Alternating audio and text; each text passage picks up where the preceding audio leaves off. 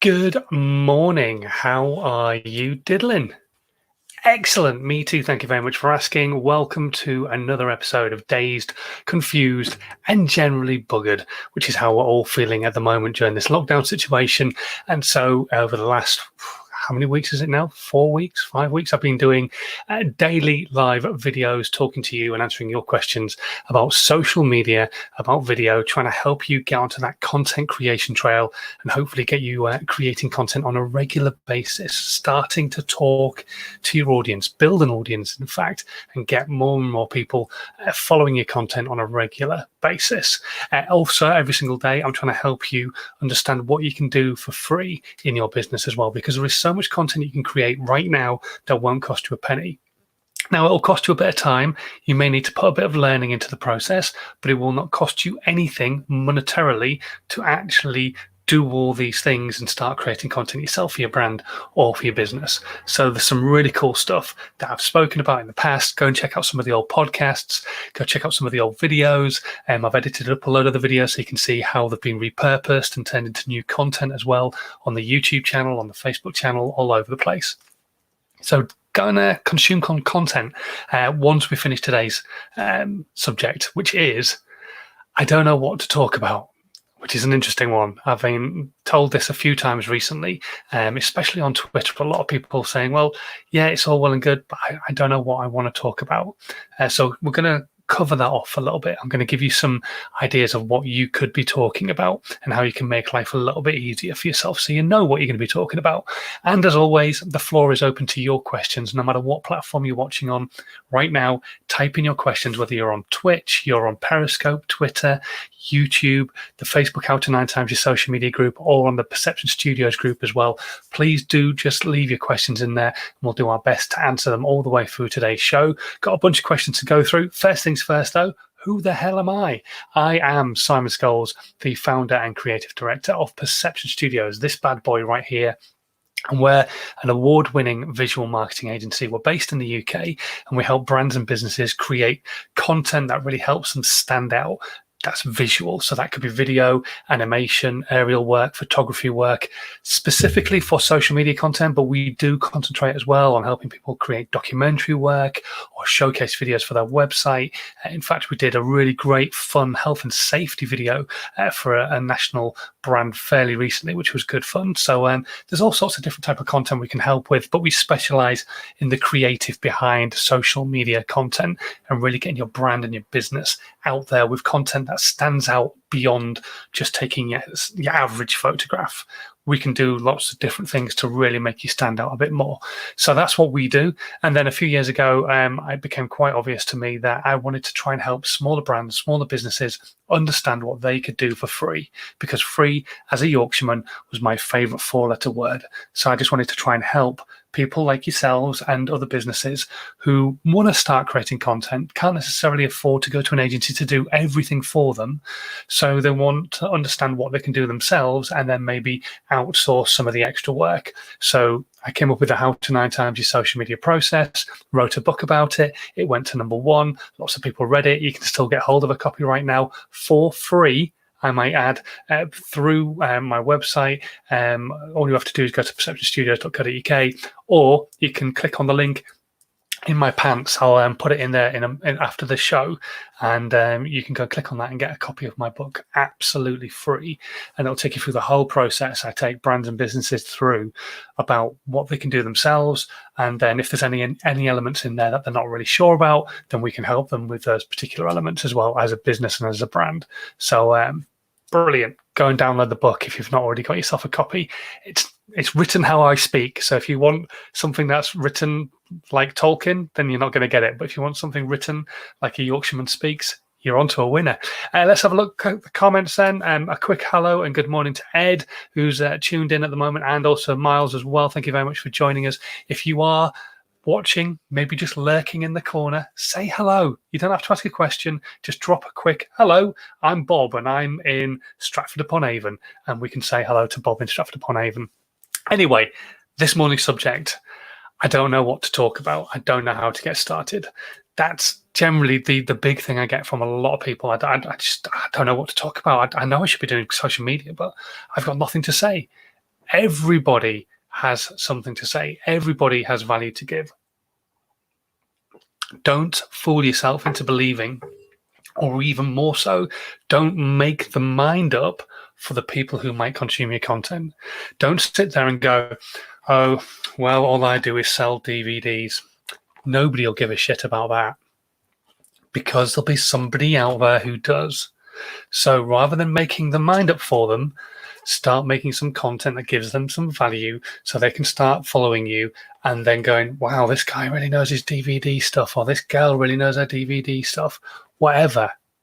Don't make the mind up for the audience. Just start actually making some content. That's the same as selling as well. Don't make the mind up for the person who you're trying to sell for. So in the end, you'll end up not selling at all, which is an issue I have myself. We're not going to go delving into that one right now. But yeah, you just got to get out of your own head a little bit sometimes and start making some content. But knowing what you're going to be talking about does make life horrifically easier than just diving into a live session and having no idea where you're going with it. Every time I do a live session, I know what I'm going to be talking about. If any questions come in, brilliant. If they don't, we've still got some great value out there for you to actually consume and get through and stuff like that. So here we go. Have you thought about planning? Now, this is more work. I know it's hard work making social media work for you, but if you don't put a plan in place, you are more than likely not going to create content because you're really struggling with it, because you don't know what you're going to be talking about. If you have a plan in place, if you understand where you're going with your content, and you don't necessarily have to go, right, okay, I'm going to make this piece of content and I'm going to post it here, here, here, here, here, and here. That's great if you do, but actually just get yourself onto that first rung of the ladder and start planning content, full stop. What are you going to talk about each and every single day, or even just for that week? So you can plan an entire week's content. You can go, right, okay, I'm a car electrician and I'm going to talk about dead batteries, because right now I'm sure there are millions of people who have been trying to go to work and found that they haven't started their car in weeks and the battery is completely dead. So what can you teach them about charging a dead battery, and take them through that process in your content? But then plan the next weeks and the weeks after and the weeks after that. So if you could plan maybe a full month's worth of content, so you've only really got 4 subject matters to necessarily come up with, then you could really be helping a lot of people with those subject matters. And you have a plan in place, so you're really helping yourself. So then you can actually write a blog on that subject matter. You can make a video on that subject matter. You can edit parts out of that video on that subject matter. You can make memes on that subject matter. You can make a podcast on that subject matter, because you've already got that plan in place. You know what you're going to be talking about, rather than just going, okay, let's press go. Yep, not sure what I'm here to talk about today, but how are you doing? Welcome to another live session. That doesn't really bode well as a good start, does it? But if you have a subject matter you know you're going to be talking about, then you can really actually engage with the audience instantly. Hi, I'm Bob. I'm a car mechanic, and what we do is we help businesses fix their cars, whatever. I don't know. I'm not a car mechanic. I don't know what your pitch would be. And today we're going to talk about how you would make sure that your dead battery isn't always a dead battery by charging it. And here's some little hints and tips. Take your battery out when you're charging it rather than leaving it in the car. Make sure that everything's switched off before you try and start your engine. All those kind of things would be hints and tips to people, and that would help them. And you can do that with any business. So start thinking about planning your content. Put a plan in place for your content for the next month. That's what I'm asking you right now. If you run a brand and a business right now and you're out there and you are not making any content, or you don't feel you're making enough content, plan the next month. Whether that means planning every single day for a month, or whether that means planning a piece of content every single week, then get it done. Plan that content so that you can actually start putting it out and actually start creating. Now, if you want to make planning even easier, you can tie things into different days around the world on different dates. So, for example, I've got a couple of websites I use, spoken to these before.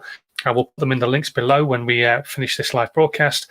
I use nationaltoday.com, which generally comes up with American days, but sometimes there's stuff in there that's international. So in America right now, it's National Buttermilk Biscuit Day. Did you know that? I bet you didn't. I don't even know what a buttermilk biscuit is. And in the UK right now, and this is something Chris has just brought up right now as well, it is indeed Dance Like a Chicken Day. So yeah, indeed, there you go. It's a TikTok video idea for you right there.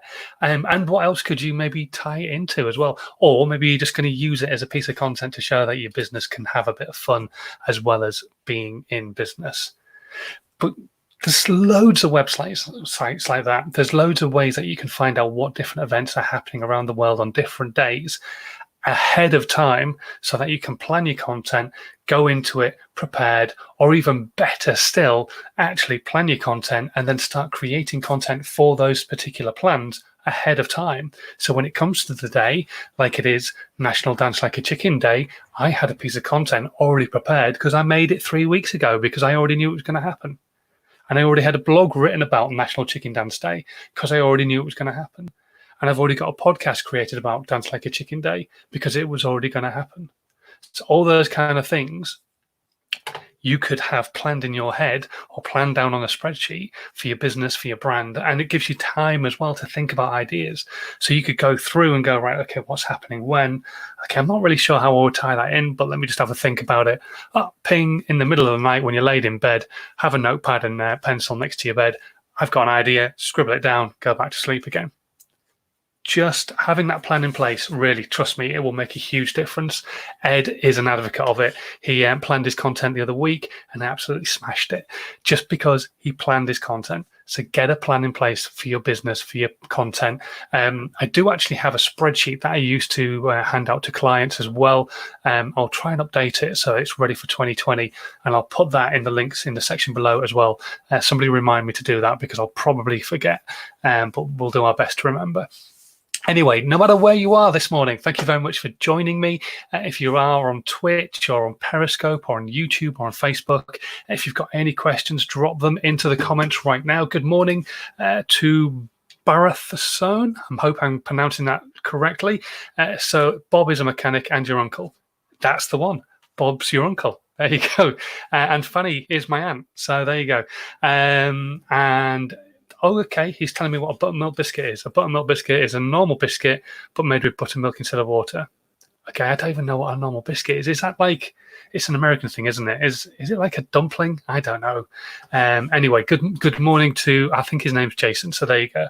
Good morning, Jason. Thank you very much for joining us on Twitch. If you have any questions at all, do let me know. Drop them into the comments. I'll do my best to try and answer them.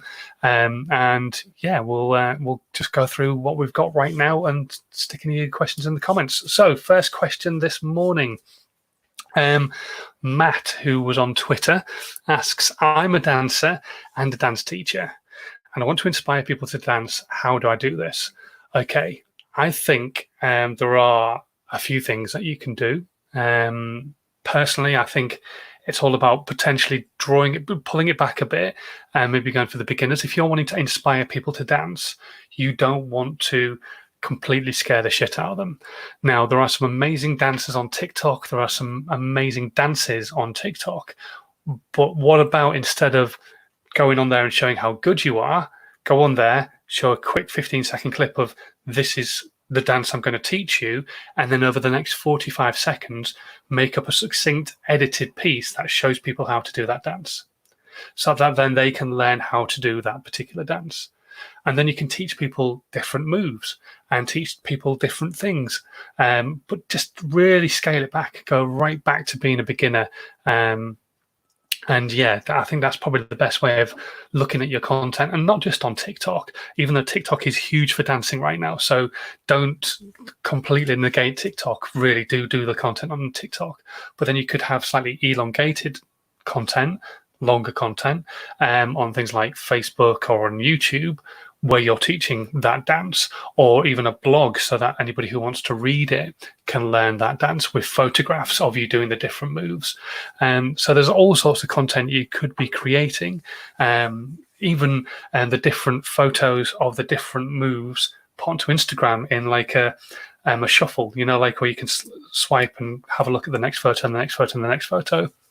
Make a board of those. I think you can do up to 9 photos, and then you can write a bit of description explaining what each photo is showing, and then you've taught somebody a dance.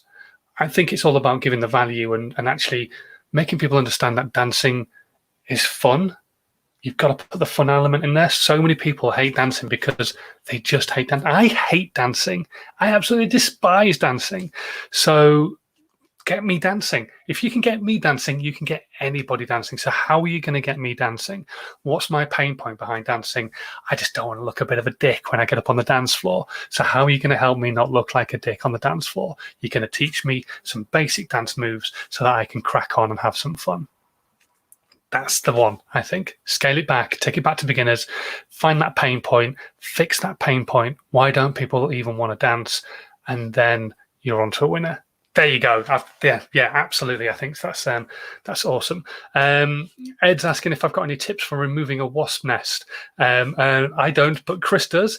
He got some stuff on B&Q. There you go. But there you go. Get rid of your wasps that way. Okay, Jason saying he's had TikTok for about 15 minutes. It's a great app. It's good fun, very addictive, and it is more based on the fun content. But absolutely, you can put a lot of really great business content on there as well. And a lot of people are scared of actually TikTok being a younger app, and it's aging up very, very quickly. So take a look at it. It's a good app, and I don't know necessarily what business you're in, Jason, but definitely you could create content on there. 100%. Everybody can. And he also points out, as it's wasps, you may want to call for a professional. Again, I have no idea.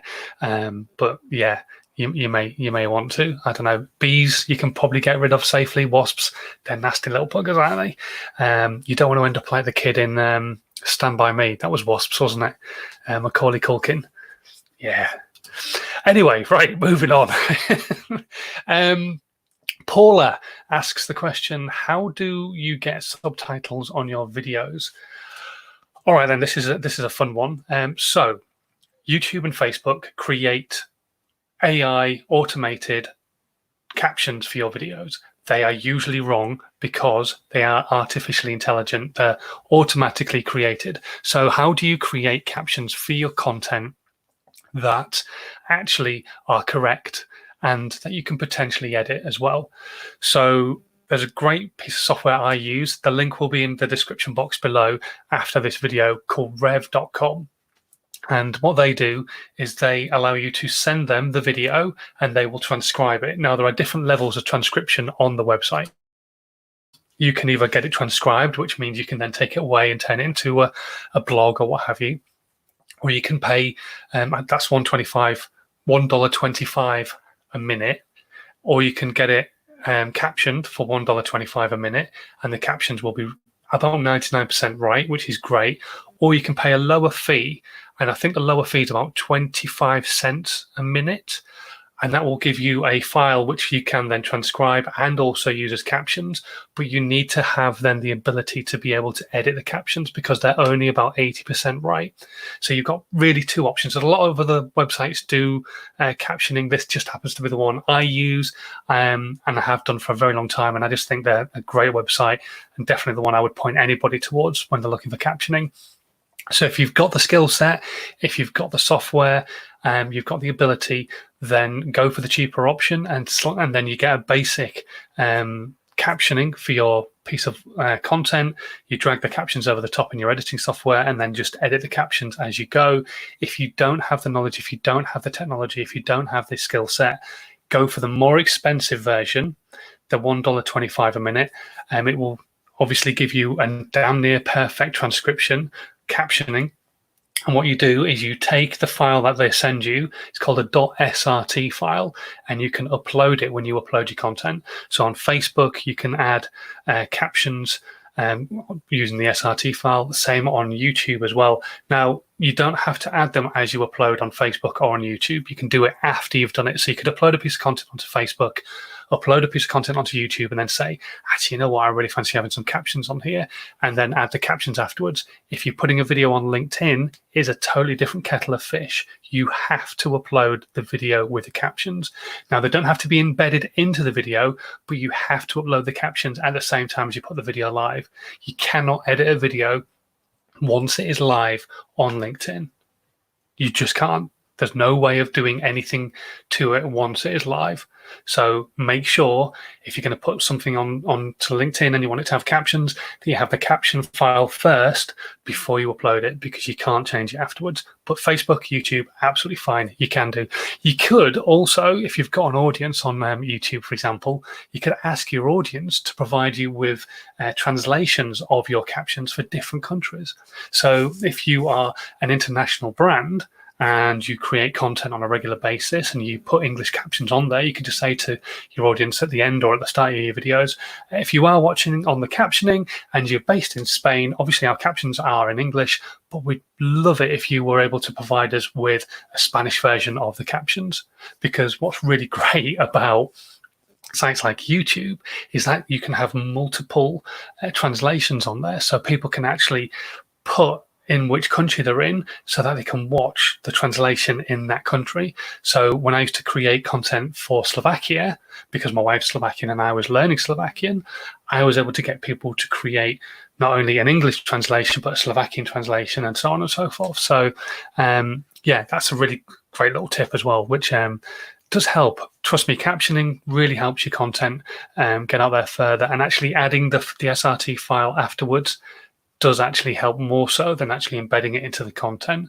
However, when it's embedded into the content, it's easier for you to just upload it everywhere with captions rather than worrying about adding the SRT file afterwards.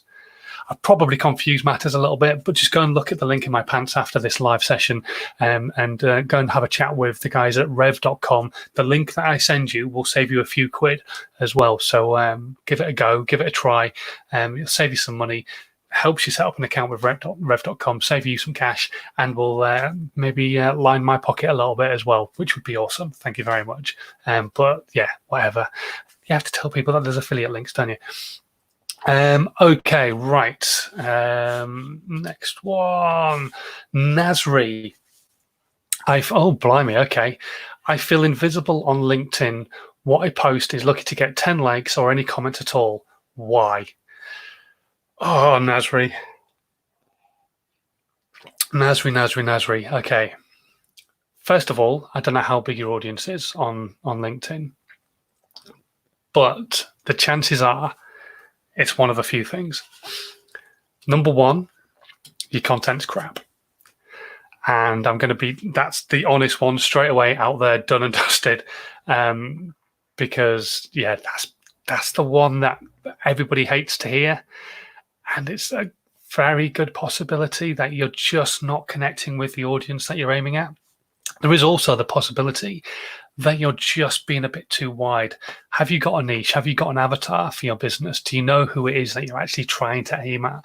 Because if you don't know who it is you're trying to aim at with your business, with your brand, then the content you're creating might not be talking to them anyway.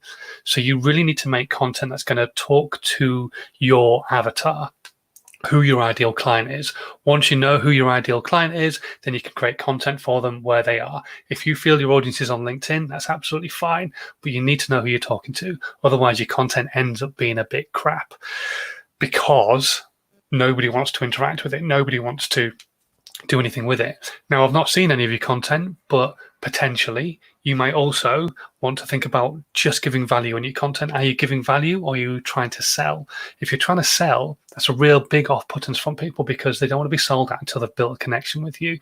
Build a connection with your audience and then step in and say, did you know I do X, Y, and Z? Can I help you with A, B, and C? But don't sell to them instantly. So don't sell to them on that first message you send them when you're trying to connect or anything like that. Because a lot of people will connect and then not disconnect because it's too much of an arse to do it, but just never interact with your content. So then the algorithm sees a high number of people following your page, but a low number of people actually interacting with the content and just goes, this stuff must be shite, and doesn't do anything with it. So I think that's probably the main things is take a good deep look at your content. Is it really any good, or actually is it a bit crap and you need to think a bit more about it? Is it directed at who you want it to be directed at as well? Are you aiming at the right person? Is your content written for a 26-year-old female who is your ideal client, or are you writing it for a 52-year-old male and actually a 26-year-old female is your ideal client? You've got to get it right. You've got to get it right. Otherwise, your content is going to tank, just like yours currently is doing, or so you think.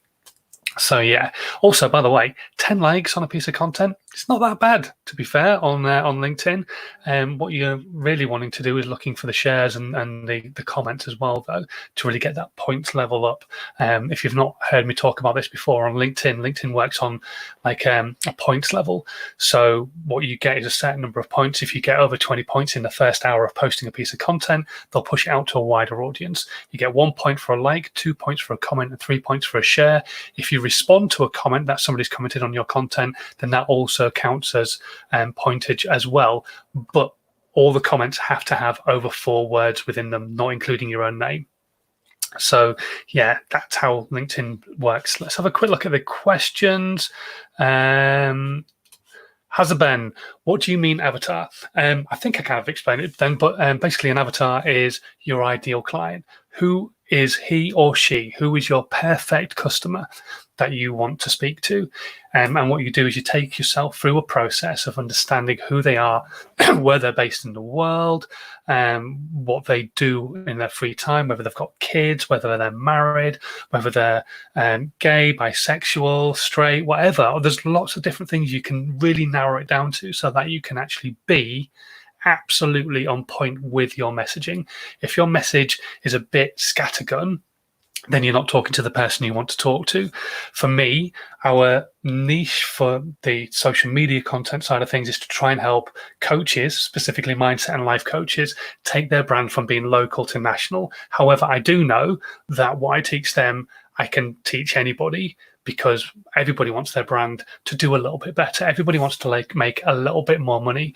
And so on social media, you can do that by being social, by giving value. And the rules are the same for everybody. It's when you get down to the nitty gritty, you need that consultation. So that one-to-one period with someone like myself or someone else who's a coach who can help you go, right, okay, you need to be doing this, that, and the other to talk to that person. But that's basically what an avatar is. It's your ideal client. Bit of a roundabout the houses way of telling you that. Okay, right. Final question that's come through so far. Pavla, okay, where do you post your podcast to get it on iTunes and Spotify, etc.? Okay, there's a few answers to this. The one for me personally, I use a website called SoundCloud. In fact, let me just see if I can show you it. Here we go. So SoundCloud was originally a music sharing website, and basically on there's the ability to share your podcast. And so that's exactly what I do. I share my podcast through SoundCloud. This is SoundCloud right here, all my tracks and everything else like that. What I'm doing at the moment is taking the audio off Dazed, Confused, and Generally Buggered and using that as my daily podcast. But that's generally SoundCloud. It's a bit like YouTube for audio only. So you could take a look at that, give it a go, have some fun with it. And it's a great website. It's completely free up to about, I think it's 200 minutes you can put on there for nothing. And then you have to pay for putting audio on, or you have to remove audio to add more audio. I pay, I think it's about £90 a year. It means then I can schedule content as well. It means I can schedule what I'm putting out so that if I do get to the stage where I'm making content ahead of time again, then I can actually have that scheduled and that can go out and you can consume the content ahead of time. So yeah, that's what I use. And then I use what's called an RSS feed, which is built into SoundCloud.